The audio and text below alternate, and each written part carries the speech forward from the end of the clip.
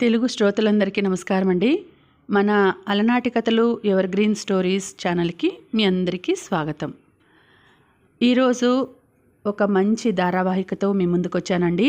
అది బేతాళదేవి అనే ధారావాహిక. ఇది కొంచెం మాయలు, మంత్రాలు, రాజులు, రాజ్యాలు అంటే పౌరాణికంగానూ ఉంటుంది, జానపదంగానూ ఉంటుందండి.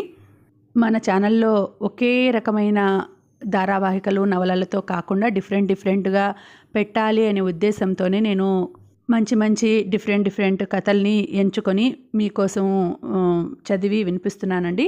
మీరు వీటిని కూడా ఆదరిస్తారని, ఇలాంటి కథలు ఇష్టపడే వాళ్ళు కూడా వీరికి బాగా నచ్చుతుందని నేను అనుకుంటున్నాను. ఇక ఆలస్యం చేయకుండా మనం కథలోకి వెళ్ళిపోదాం.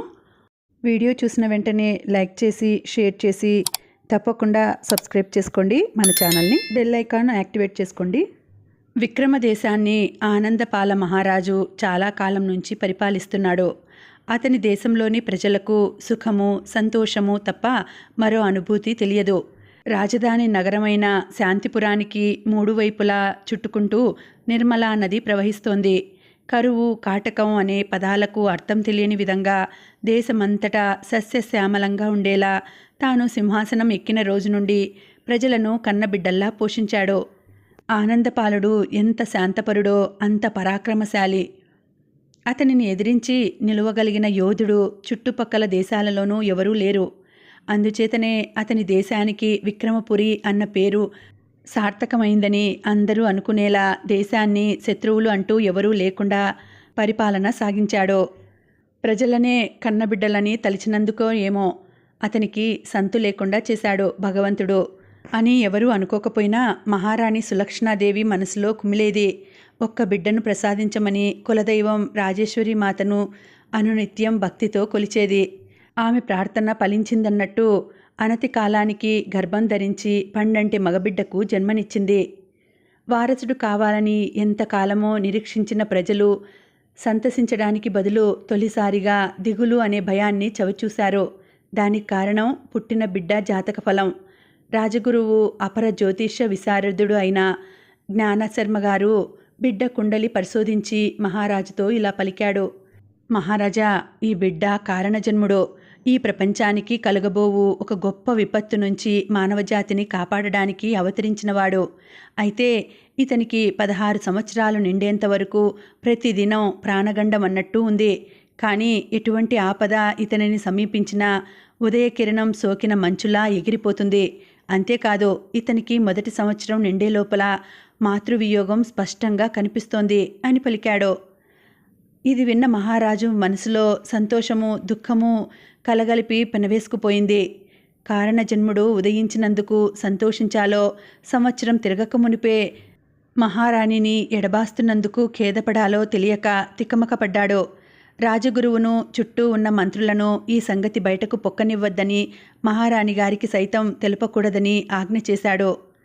లేక కలిగిన బిడ్డ ఆలనా పాలనా చూడకుండానే అదృశ్యం అయితే ఆమెను ఓదార్చడం వీలుపడదనే రాణిగారికి కూడా చెప్పవద్దని పలికాడు రాజు. కానీ దేశమంతటా శాంతి పూజలు జరిపించాడు.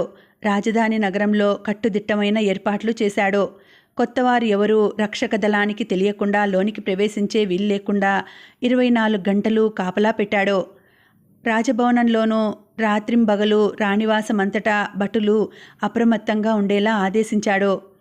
ఎల్లవేళలా చంటి బిడ్డను కంటికెదురుగా చూసుకునేలా దాసీజనానికి ఆనతినిచ్చాడు.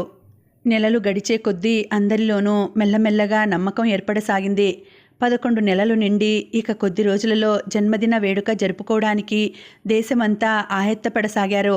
ఇక ఏదీ జరగదని అందరూ విశ్వసించి రాజభవనాన్ని అనేక విధాల అలంకరణలతో ఇంద్రభవనంలా తీర్చిదిద్దారు. ఆ రోజు నిండు పున్నమి.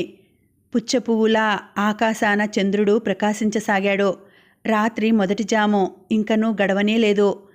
తల్లి బుజ్జగింపులతో కడుపు నింపుకొని పరిచారికలతో కొంతసేపు ఆటలాడి అలసిన మేనితో యువరాజు ఊయల పాన్పుపై పవళించాడు. సాంవత్సరిక వేడుకలో భాగంగానే అతనికి నామకరణం జరిపించాలని గురుదేవులు ఆదేశించారు.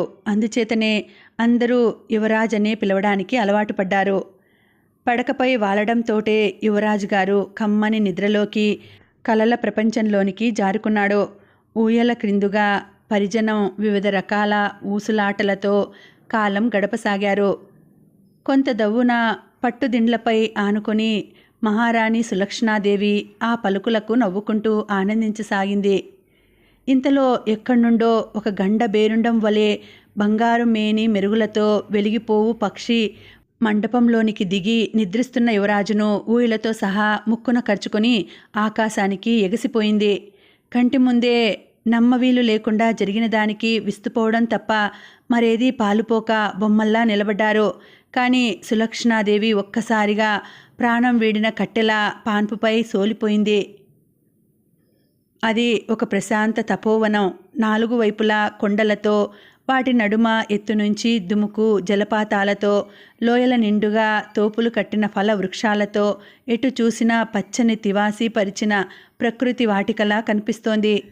ఆ పచ్చ బయలు, సహజంగా పరిచిన మెత్తటి దుప్పటి చుట్టూ ఏర్పరచుకున్న కుటీరాలు పచ్చని హారం నడుమ పొదిగిన మణుల్లా వెలిగిపోతున్నాయి. ఆ కుటీరాల మధ్యలో ఎత్తైన పీఠభూమిపై విశాలము, సౌకర్యము కలిగి వెదురు కర్రలతో నిర్మించిన భవనముంది. అది ప్రేమతో అల్లుకున్న పూల తీగలతో అప్పుడే సింగారించుకున్న నూతన వధువులా మెరిసిపోతోంది.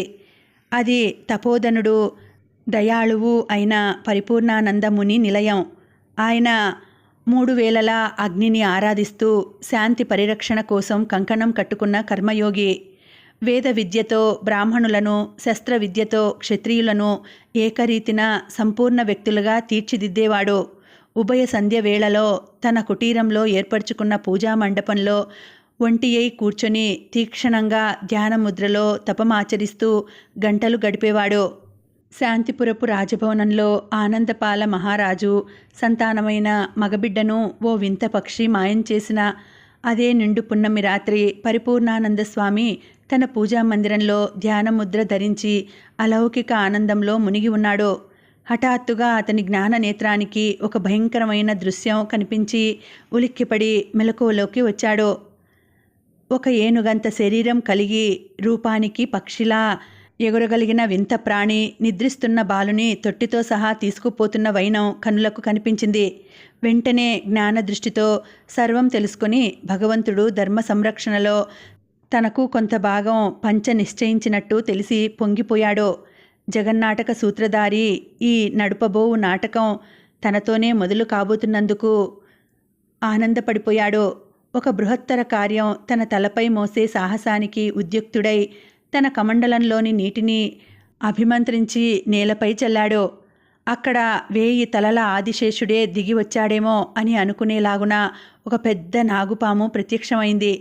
నాగేంద్ర, రక్తనేత్రుడు పంపిన పక్షిరాజము కారణజన్ముడైన ఆనందపాలుని సంతానాన్ని తన్నుకుపోతోంది. అది రక్తనేత్రుని ప్రేతలోకానికి చేర్చే లోపల ఆ పక్షిని నిగ్రహించి పసిబిడ్డను పసివాడకుండా మన కుటీరానికి చేర్చు అన్నాడు ముని. అతని మాట ఇంకనూ పూర్తి కాక పూర్వమే ఆ భయంకర సర్పం ఎదుటనున్న సమస్త లోకాలను భస్మం చేయగలిగినంతగా అగ్నిశిఖలను నాసికారంధ్రాల నుంచి వెలువడులాగున చీత్కరించి ఒక్క ఉదుటున ఆకాశానికి ఎగిరి రివ్వున ముందుకు దూసుకుపోయింది. ఎటు చూసినా కంకాళాలతో నిండిపోయి ప్రేతాత్మల ఘోషతో, దిక్కులు పిక్కటిల్లు ఆర్తనాదాలతో, ఎటు పక్క చూసినా కుతకుతమంటూ ఉడికే రక్త కాలువలతో ఎంతటి అసహ్యంగా ఉంటుందో అంతటి భయాన్ని కొలిపే ప్రేతలోకమని పిలిపించుకునే బేతాళ దీవి అది. మానవ కంకాళాలతో నిర్మించిన ఎత్తైన మేడ కింది భాగంలో భైరవుని ఆలయముంది.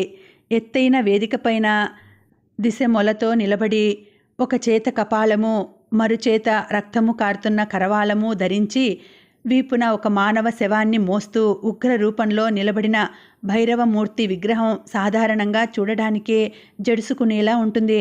అటువంటిది ఇప్పుడది రక్తంతో అభిషేకించబడి ఉంది. గొప్ప ధైర్యవంతులు తప్ప తక్కిన వారు చూడగానే గుండె పగిలి చస్తారన్నంతగా భీతి గొల్పుతోందది. ఆ విగ్రహానికి ఎదురుగా ఒంటికాలిపై నిలబడి కనులు మూసి మంత్రోచ్చారణతో ఏదో గొనుగుతున్నాడు రక్తనేత్రుడు. అతని తలలోని వెంట్రుకలు జడలు కట్టి మోకాలి వరకు జీరాడుతోంది. శరీరంపైన పొడవాటి అంగీపై పసుపు కుంకుమల మరకలతో అట్టకట్టుకుపోయి ఉంది. అతను గత 20 సంవత్సరాల నుండి ఈ కఠోర యాగం చేస్తూ తరుణం కోసం వేచి ఉన్నాడు. ఈ భయంకర ఉపాసనను 10 సంవత్సరాల వయసులోనే గురువు చేత ఉపదేశించబడి దీక్షతో క్రతువు కొనసాగిస్తున్నాడు. ఇతని కోరిక ప్రపంచంలో ఇంతవరకు ఎవరూ కోరుకున్నది లేదు. భూలోకాన్నంతటినీ తన అధీనంలోకి తెచ్చుకోవాలని ఎందరో గొంతెమ్మ కోరికలు కోరారు. కానీ ఇతనిలా తానే సృష్టి నిర్మాత కావాలని కోరలేదు. చావు సులభంగా రాకుండా ఎందరో ఎన్నో ఆంక్షలు విధించారు. కానీ ఇతనిలా ప్రాణమున్న ఏ జీవి చేత తనకు ప్రాణహాని లేకుండా చేసుకోవాలన్న కోరిక లేదు. దీనికోసం ఎంత కఠోర దీక్షతో వ్రతం చేస్తున్నాడంటే లోకంలో అందరూ అసహ్యంతో జుగుప్సతో తోసిపుచ్చే వాటిని ఇష్టపడి చేస్తున్నాడు. ఎవరూ సాహసించని నికృష్ట చర్యలను ఎంతో ప్రేమతో సాగిస్తున్నాడు.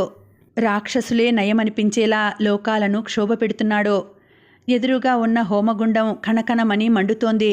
దాని చుట్టూ ఉన్న శిష్యులు భీకర స్వరంతో మంత్రాలను పఠిస్తున్నారు. పక్కనే పదునైన కత్తి కుంకుమ బొట్లతో అలంకరించబడి బలి కోసం ఎదురుచూస్తూ హోమగుండపు గట్టుపై సాగిలబడి ఉంది. కాలయాపన జరుగుతోందని శిష్యులు పసిగట్టి గురువును హెచ్చరించారు. బలి పశువు ఇంకనూ చేరలేదని తెలిపారు. క్రతువు అంతిమ దశకు చేరుకుందని, ఇకపై బలి కావించిన పిదపే తక్కిన వ్యవహారమని తేల్చారు. ఏమిటి, ఇంకనూ రెక్కపోతు చేరుకోలేదా అంటూ హూంకరించాడు.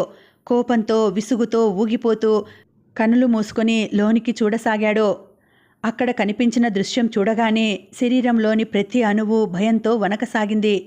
ఈ లోకంలో రెక్కపోతుకు ఎదురు నిలవగల ప్రాణి ఉంటుందని ఊహించలేకపోయాడు. మాయలో బలంలో తిరుగులేదని పేరుమోసిన తన అనుంగు సేవకుడు రెక్కపోతుగా పరాభవం అంటూ కుమిలిపోయాడు. ఇన్ని సంవత్సరాల నిరీక్షణ వృథా కావించబడుతోందన్న ఉక్రోషం అతన్ని నిలబడనీయలేదు. చేతనున్న కుంకుమ తట్టను కోపంతో హోమగుండంలోకి విసిరాడు. రక్తనేత్రునికి కనులు మూసుకున్నప్పుడు కనిపించిన దృశ్యం ఇప్పుడు నేరులో జరుగుతున్నట్టే కనిపిస్తోంది.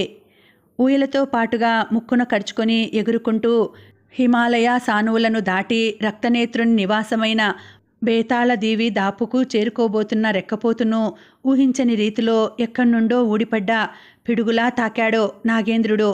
ఒక్క క్షణం నిర్ఘాంతపోయినా తనకు ఎదురులేదన్న నమ్మకంతో ఉగ్రుడై తన కాలి వేళ్లనున్న వాడి గోళ్లతో నాగేంద్రుని శరీరాన్ని చీల్చి పేలికలు చేయాలని చూసి రెక్కల ఊపున కమ్ముకో చూశాడు రెక్కబోతూ. కానీ ఇతని ఉద్దేశం తెలిసిందన్నట్టు నాగేంద్రుడు ఒడుపుగా తన పొడువాటి శరీరంతో అతని 2 కాళ్ళు కదలనీయకుండా చుట్టుకుని పైపైకి పాకుతూ రెక్కలనాక్రమించాడు. దానితో రెక్కపోతూ ఎగిరే వీలు లేకుండా విరిగిన కొండ శిఖరంలా నేలకు ఒరిగాడు. అంతటితో వదలక నాగేంద్రుడు అనేక పడగలతో అందిన చోటల్లా కాటు వేయసాగాడు. ఒక్కో కాటుకు ఒక్కో ప్రాణం గాలిలో కలిసిపోతోందన్నట్టు రెక్కపోతూ నేలపై కూలుతున్నప్పుడు భూమిని తాకుతున్న తొట్టెను పడగలతో ఆపి ఆ తొట్టెకు సంబంధించిన తాళ్లను తన కోరల మధ్య ఇముడ్చుకొని పైకి లేపి శరీరాన్ని సడలించి రెక్కపోతును అక్కడే వదిలి పైకెగిరి ఆశ్రమం కేసి పోసాగాడు.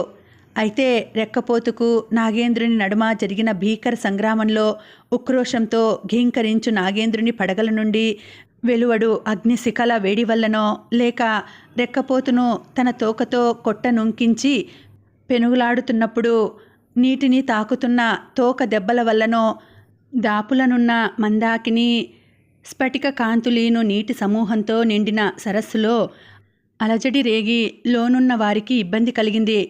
ఆ సరస్సులో చాలా కాలం నుంచి ఒక మత్స్యకన్య నివసిస్తోంది. తన అధీనంలో ఉన్న ఒక పెద్ద ముత్యపు చిప్పను 18 నెలలుగా సంరక్షిస్తోంది. అశరీరవాణి తెలిపిన మేరకు తన నెలవు వదిలి దేశ సంచార కోరికను విడిచి ఒక్కచోటనే నిలచి ఈ చిప్ప నుండి వెలువడు బిడ్డను చూడాలని 18 నెలలుగా నిరీక్షిస్తోంది. గగనంలో వెలసిన అనంత లోకాలలో ఎన్నో గంధర్వ లోకాలు ఉన్నాయి. వాటిల్లో కల్లా విశాలము సంపన్నము శక్తివంతమైన ఒక గంధర్వ లోకానికి అధిపతి మకరధ్వజుడు. అతడు అందగాడే కాదు, అమిత బలవంతుడు. సంతానలేమికి చింతిస్తూ అతడు భార్యతో కలిసి నిష్ఠతో సంతాన క్రతువు నిర్వహించాడు. అది సంపూర్ణమై హోమగుండం నుండి బంగారు కలశం ఒకటి వెలువడింది. సంతోషంతో దానిని అందుకో చూసిన మకరధ్వజునికి అది చేతికి అందనీయక సుడిగాలి రూపంలో ఎవరో అదృశ్య వ్యక్తి తీసుకొని పోయాడో. అతను ఎవరో కాదో, అతని బావమరిదే అలా చేశాడు. మకరధ్వజునికి సంతానం కలిగితే సింహాసనం తన చేతి నుండి జారిపోతుందని అలా చేశాడు. ఇది పసిగట్టిన మకరధ్వజుడు తాను అదృశ్య రూపంలో వెంబడించి అతనిని నిగ్రహించి పోరాటం సెలిపాడు. ఆ పోరు నడుమ కలశం చేతులు మారుతూ రాసాగింది. అలా జరుగుతున్న సమయంలో పైనున్న మూత కాస్త తొలగి లోనున్న ద్రవం ఒక బొట్టు కిందకు జారి సరస్సులో జలక్రీడ సలుపు మత్స్యకన్య నోటిలో పడింది. సప్తసాగర గర్భంలో వెలసిన మత్స్యలోకంలో పుట్టి వయసుతో పాటుగా తనలో పెరుగుతూ వస్తున్న దేశ సంచార కోరికతో ఒకనాడు ఎవరికీ చెప్పక కామరూప విద్యతో ఎగురుతూ హిమాలయాల అందాలకు పొంగిపోయి ఈ సరస్సులో కొంతకాలం గడుపుతామని తలచింది. అలా హాయిగా కాలం గడుపుతూ జలకాలాడు సమయంలోనే ఆమె నోటిలో పడింది దేవవర ప్రసాదమైన సంతాన సాఫల్యతను కలిగించు ప్రసాదం. ఆ బిందువు నోటిలో పడిన మరుక్షణమే ఆమెలో గర్భధారణ జరిగిపోయింది. అలా కలిగిన మార్పు ఆమెను కలిచివేసింది. కన్యగా ఏ ముచ్చటా తిరకమునిపే ఇలా జరిగిపోవడంతో క్షోభపడింది. దైవబలం చేత ఏర్పడిన ధాతువు తీక్షణ ప్రభావాన్ని ఒక్కరోజైనా భరించలేక వమనం చేసుకుంది. ఆ పిండము రాలనున్న చినుకుకై నిరీక్షిస్తున్న ముత్యపు చిప్పలో పడింది. అది సంతృప్తిగా మూసుకుపోయింది. ఈ జరిగిన దానికి ఎలా స్పందించాలో తోచక కొట్టుమిట్టాడు సమయంలో పైనుండి అశరీరవాణి గంభీర వాక్కు వినిపించింది. ఈ జరిగినదంతా దైవ అనుమతితోనే సంభవించింది. నీవు నిమిత్త మాత్రురాలవు. నీ కన్యత్వానికి ఎటువంటి భంగం వాటిల్లదు. పైపెచ్చు ఈ బిడ్డ నీకు పుట్టినట్టే చలామణి అవుతుంది. ఆమెను 12 ఏడులు సంరక్షించి పోషించవలసిన బాధ్యత నీదే. ఆ తర్వాత ఆమె తండ్రిని చేరుకుంటుంది. ఈమె తండ్రి గంధర్వ లోకాధిపతి మకరధ్వజుడు. ఆయన యాగఫలమే ఈమె. ఆమెను గర్భం దాల్చిన తల్లిగా గుర్తించి నిన్ను గాంధర్వ వివాహం చేసుకోగలడు. అతను యోగ్యుడు, అందగాడు, నీకు సరైన జోడు. మీ దాంపత్యాన్ని దేవతలు కూడా ఆమోదించారు. ఈ ముత్యపు చిప్ప తానుగా తెరుచుకునేంతవరకు ఓపికతో దానిని కాపాడాలి. ఇకపై నీ జీవితంలో అన్నీ మంచే జరగగలదు అని తెలిపింది ఆ వాక్కు. అలా నిరీక్షిస్తూ 18 నెలలు గడిచిపోయింది. పచ్చని కొండలు సెలయేళ్లు ఆహ్లాదకరంగా కనిపిస్తుంటే పాల సముద్రం లాంటి సరస్సులో విహారాలు చేస్తూ కోరి వలసవచ్చు పక్షుల సందడితో కాలమే తెలియక గడిపింది. ఎన్నో అందమైన పక్షులను చూసినా కలుగని ఆప్యాయత ఒక నిరాడంబరమైన నీటి పావురాన్ని చూస్తుంటే కలుగుతోందామెకు. నేలపై వలనే సముద్రంలో కూడా పావురాల జాతికి చెందిన పక్షులు వసిస్తాయి. ఈ పావురాల జాతి ఎంతో విశిష్టమైంది. ఎంతో ధైర్యంగా యుద్ధరంగంలో సంచరించగలిగిన ఇవి శాంతినే కోరుకుంటాయి. అందుకే శాంతికి సంకేతమై నిలిచింది. ఇవి ఎంతో పవిత్రమైన జీవితం గడుపుతాయి. ఆహారం విషయంలోనూ పరిశుభ్రత పాటించి తీరుతుంది. చెడిపోయిన కుళ్ళిన వాటి దరిదాపులకు కూడా ఇవి పోవు. జీవితంలో ఒకేసారి జత కడతాయి. మగదైనా ఆడదైనా వియోగంతో చనిపోతాయి గాని మరొక దానితో జత కలుపుకోవు. ఈ విశిష్ట లక్షణం మత్స్యకన్య మదిలో నాటుకుపోయింది. నాగేంద్రుని చేత సృష్టించబడిన అలజడి వల్లనో కాల నియతి వల్లనో ఆ ముత్యపు చిప్ప తానుగా నీటి పైభాగానికి వచ్చింది. తూర్పు దిక్కు వెలసి బాలబానుడు తెలిమేఘపు మేలి పొత్తిళ్లను తొలగించుకొని తొంగి చూశాడు. అతని కంటి తొలి కిరణపు వాడి సోకి విరిసిన మొగ్గలా విచ్చుకుంది ముత్యపు చిప్ప. అతిశయంగా దీనిని వీక్షిస్తున్న మత్స్యకన్య మది పొంగేలా లోన మేలి పసిడి మేని ఛాయతో కడిగిన ముత్యమట్లు మెరుపుగలిగి బోసి నవ్వుల దోబూచులాడు చంటిపాపను తనివి తీరక చూడసాగింది. ఆమెకే తెలియని మాతృప్రేమతో మేను తొలిసారి అనుభూతిని చవిచూసింది. లేత కిరణాలతో పులకరించి పుష్పించిన పువ్వులా కనులు విప్పిన పాపను తిలకించి సాదరంగా ఆమెకు కిరణ్మయి అన్న పేరును సార్థకపరిచింది మత్స్యకన్య. రెక్కపోతు శరీరాన్ని వదిలించుకొని తమ కోరల నడుమ చిక్కించుకున్న ఊయల తాళ్లతో ఎగిరి ఆశ్రమ దిక్కుగా పోసాగాడు నాగేంద్రుడు. అయితే ఊయల బరువుకు కోరలు తాకిన తాళ్ల రాపిడికి విషపు తిత్తులు ఒత్తుకొని వెలువడిన విషం సన్నని తుంపర్లుగా మారి కింద పరుండిన బాబు మేనును పన్నీటి జల్లులా తడపసాగింది. అది తిలకించి నాగేంద్రుడు మారు ఉపాయం తోచక మరింత వేగంతో ఆశ్రమం చేరుకొని పరిపూర్ణానంద ముని కుటీరపు వాకిట సవ్వడి చేయకుండా ఊయలను దింపాడు. రాత్రి తొలిజామున నిద్రించిన బాబు ఇంకనూ మేల్కొనలేదు. తన బాధ్యత పూర్తి చేసిన విచారవదనంతో చేతులు కట్టుకుని మునితో జరిగింది దాచకుండా నివేదించాడు. చిరునవ్వుతో అంతటినీ విన్న పరిపూర్ణానంద స్వామి, నాగేంద్ర, మరిచావా? ఇతను కారణజన్ముడని. ఇప్పుడు నీవు అతని మేనును విషపు చినుకులతో అభిషేకించి దానిని వజ్రతుల్యంగా మార్చావు. ఇకపై అతని శరీరంపై ఎటువంటి విషము తమ ప్రభావాన్ని చూపలేవు. అది కాకుండా తెలియకుండా జరిగిన దానికి పశ్చాత్తాపంతో నీవు అనుగ్రహించినందువల్ల అతనికి స్వతహాగా నాగుల భాష అర్థమవుతుంది. నీవు చింతించవలదని తెలపడంతో అతను అంతర్ధానమయ్యాడు. అంతలో ఆశ్రమం మేలుకొంది. వెంటనే మౌని, మాతంగి అంటూ సున్నితంగా ఈ వింతను పరికించు వారి నడుమనున్న పొలతులను చూసి పిలిచాడు. ఆ గుంపు నుండి 100 సంవత్సరములు దాటిన పండు ముసలి వెలువడి ముందుకు రాసాగింది. ఆమె నడిచి వచ్చే దేవతలా ఉంది. నుదిటి బొట్టు సూర్యునిలా వెలుగుతోంది. జడలు కట్టిన తల వెంట్రుకలతో, వడలంతా కప్పుకున్న పచ్చటి కోకతో, కాళ్లకు పెట్టిన పారాణితో ఊరేగింపుకై కదిలిన అమ్మోరులా అనిపిస్తోంది. ఎవరికైనా ఆ నడకను చూస్తే. కదలి వచ్చి ఎదుట నిలిచిన మాతంగిని చూసిన మౌని, మాతంగి, ఈ రోజు నుండి ఈ బిడ్డడి ఆలనా పాలనా నువ్వే చూసుకోవాలి. కంటికి రెప్పలా కాచుకోవాలి.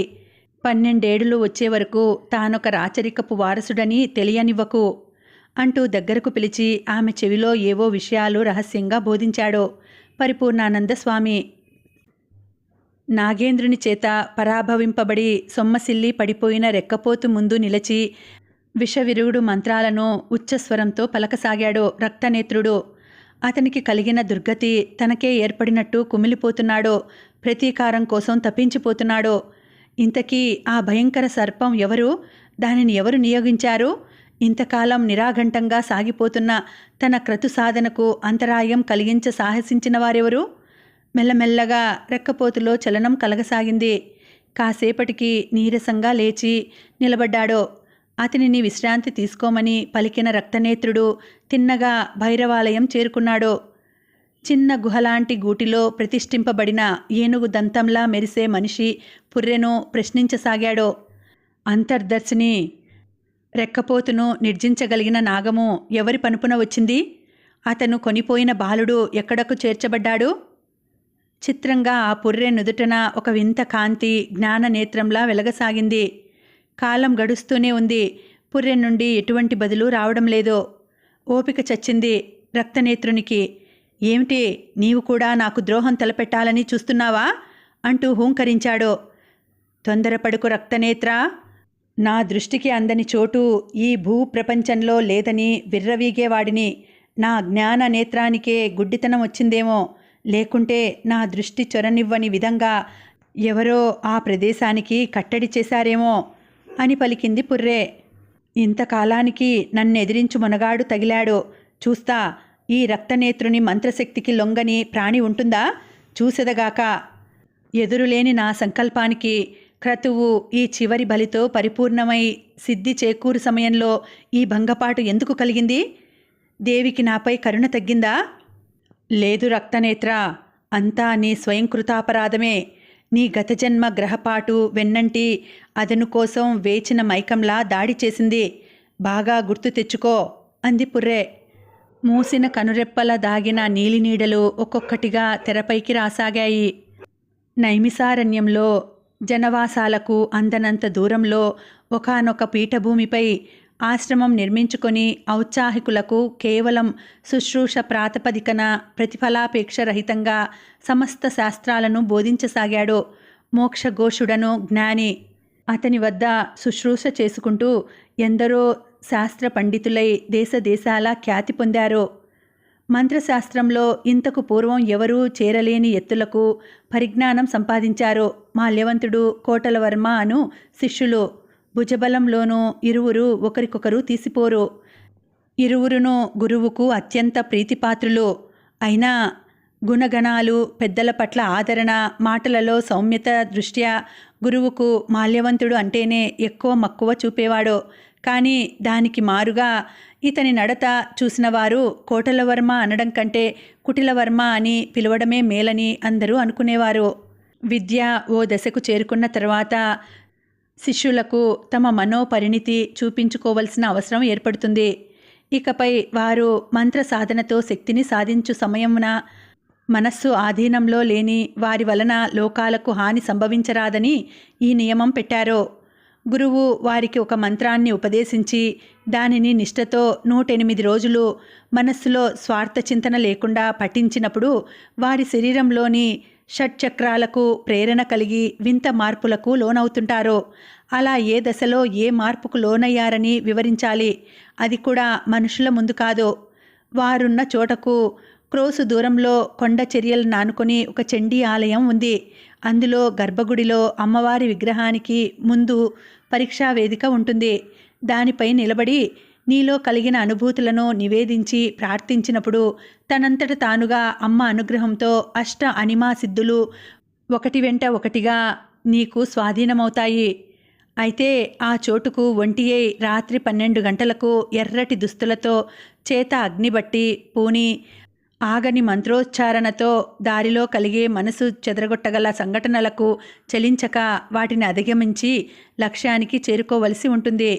ఈ నిబంధనలు తెలిసి మోక్షఘోషుడు శిష్యులిద్దరికీ రహస్యంగా మహామంత్రాన్ని ఉపదేశించి దానిని ఉచ్చరించే తీరును ఓపికగా 1-2 తూరులు సాధన చేయించి పంపాడు. ఇద్దరూ వారికి అనుకూలమైన చోటులను నిర్ణయించుకొని సాధన మొదలుపెట్టారు. ఎంతో నిష్ఠతో సాధన చేస్తున్న మండల రోజులకు కూడా వారికి ఎలాంటి అనుభూతి కలగలేదు.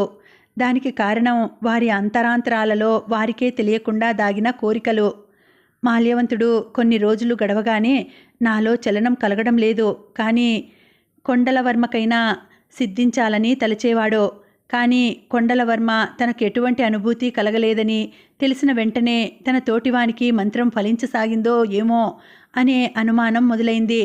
దానితో వారి సాధన కుంటుపడింది. దినాలు దగ్గర పడసాగాయి. మాల్యవంతుడు తనకు సిద్ధించే యోగం లేదనుకొని సరిపెట్టుకున్నాడు. కానీ కొండలవర్మ మదిలో మరో రకమైన ఆలోచనలతో సతమతమవుతున్నాడు. అతనికి గురువుగారు ఉపదేశించిన మహామంత్రపు రహస్యాలను నిక్షిప్తపరిచిన గ్రంథరాజము పూజామందిరంలో ఉన్న దారుపేటికలో భద్రంగా దాచి ఉన్న సంగతి తెలియను. దానిని గురువుగారు లేని సమయంలో చదవగలిగితే తన కార్యం నెరవేర్చుకోవచ్చని తలచాడు. తలచినదే తడవుగా దానిని ఆచరణలోకి పెట్టడం అతని నైజం.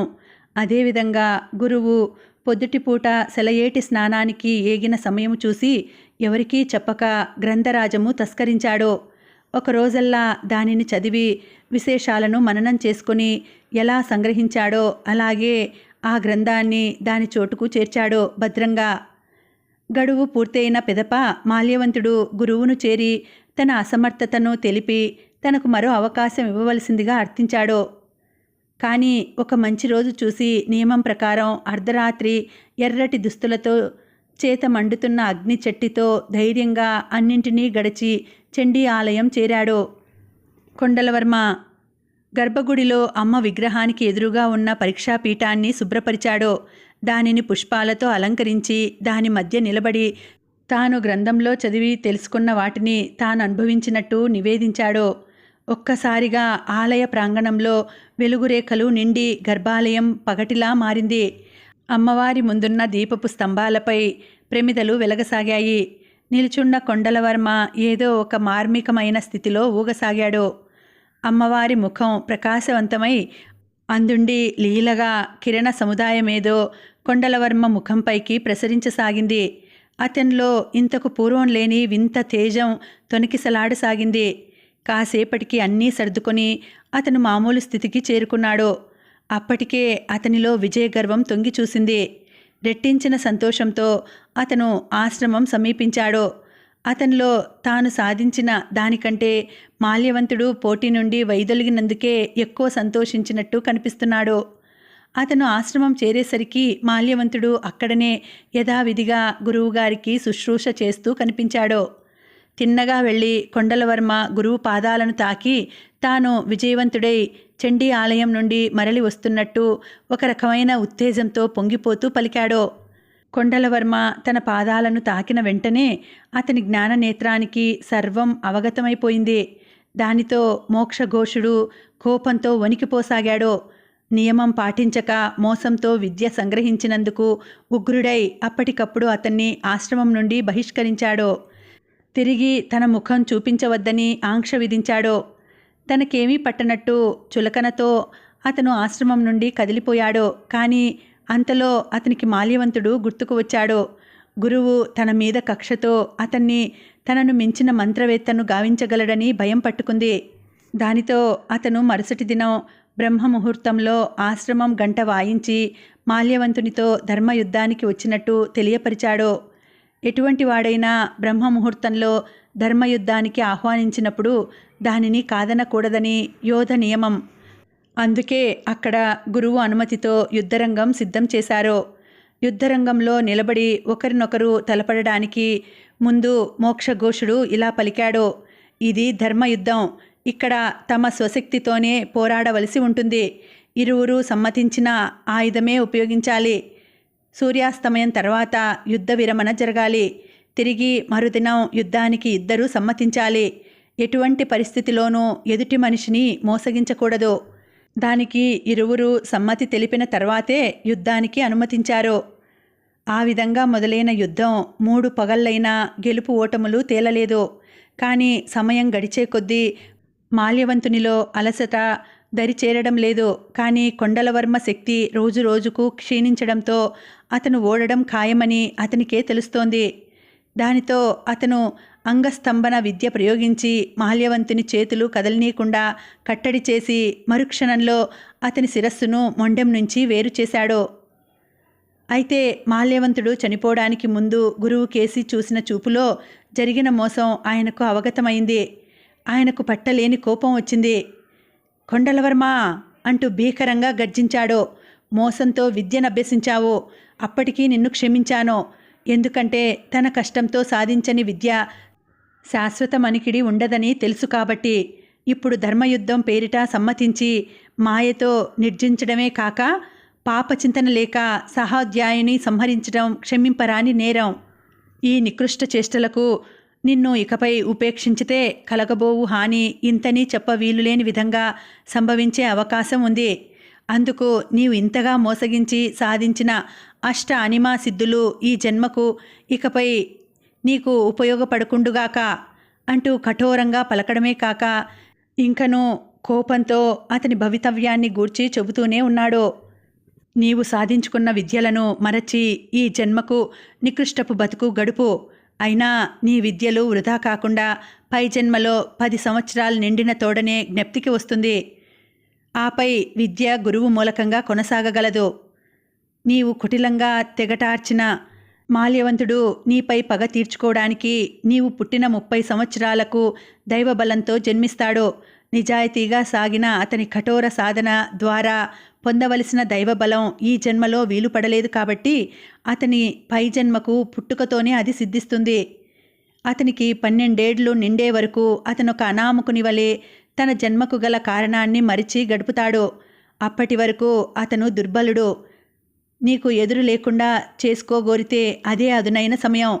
12 ఏళ్లు పూర్తి అయిన పిదప అతనికి జన్మరహస్యం తెలియజేయబడుతుంది. దానితో అతను 4 ఏళ్లు నిన్ను సాధించడానికి కావలసిన శక్తి సమకూర్చుకొని పరిపూర్ణత నొందుతాడు. 16 ఏడులు నిండగానే అతనికి దైవ సంపర్కం చేత అజేయుడవుతాడు. నిన్ను వెదకి వెంటాడి ప్రతీకారం తీర్చుకుంటాడు. ఆ దశలో నీవు ఎన్ని వరాలను పొందినా చావు నుండి తప్పించుకోలేవు. అంతవరకు ఆగను. 12 ఏడులు నిండక మునిపే అతనిని రూపమాపగలనని తలచదవేమో. ఆ 12 ఏళ్లు అతని ఉనికి ఏ మాయల చేత కనుగొనలేవు. కేవలం మానవ ప్రయత్నంతోనే అతనిని కనుగొనగలవు. అప్పుడు కూడా అతనికి దైవబలం ఉన్న సంగతి మరువరాదు. ఏ మాయ చేతనో అతనికి హాని చెయ్యలేవు. నీవు అతనిపై జరిపే ప్రయత్నం విఫలమైన ప్రతిసారి అతని శక్తి పుంజుకుంటూ ఉంటుందని గుర్తుంచుకో. ఇలా చెప్పి మోక్షఘోషుడు ఆ చోటు నుండి చరచరా నడుచుకొని ఆశ్రమం చేరాడు. ఆ మరుక్షణం కోటలవర్మ పిచ్చి పట్టిన రీతి దిక్కులు చూస్తూ అక్కడి నుండి కదిలి ఎటో వెళ్ళిపోయాడు.